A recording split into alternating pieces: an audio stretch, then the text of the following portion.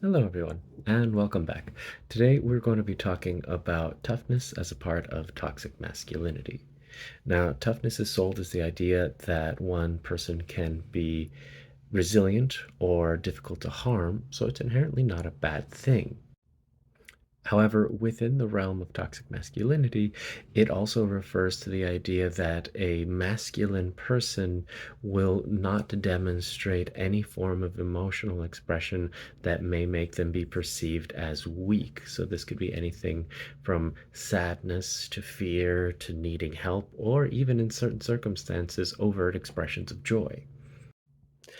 Toughness is that pillar of toxic masculinity that might prevent somebody from doing anything that may make them seem like less of a man or even not a real man. It's also the pillar of toxic masculinity that is teaching us this idea that boys don't cry. Ultimately, it's leading to a large group of men who refuse to accept help even if they are in need of it. So not only is toughness discouraging people from asking for help, it's also discouraging men from displaying any form of vulnerability. And as we know from the work of Dr. Brene Brown, vulnerability is often the thing that drives a lot of connection. So it is increasingly leading to men feeling isolated while also unable to ask for help with that isolation. There are, of course, a few exceptions to levels of emotion that can be expressed within this realm of toughness. And of course, one of them is that idea of rage or anger, where within toxic masculinity, it's not seen as an emotional expression so much as it's seen as a tool to reinforce the previously discussed pillar of power and dominance. The other exception within toughness is that idea of feeling tired.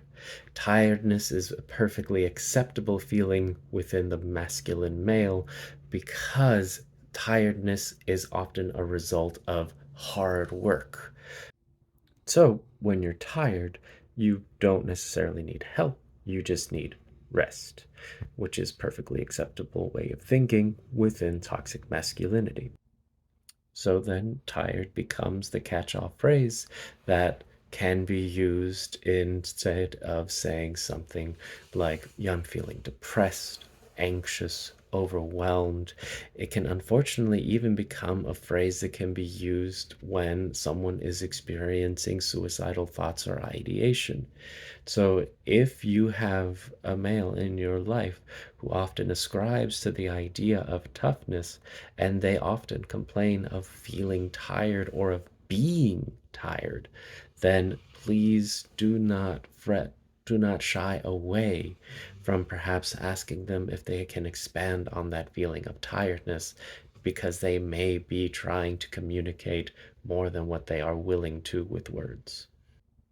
Thank you all so much for joining me again today, and I hope to see you all next week when we tackle the final pillar of toxic masculinity, which is to be anti feminine. Thank you very much, and we'll see you next time.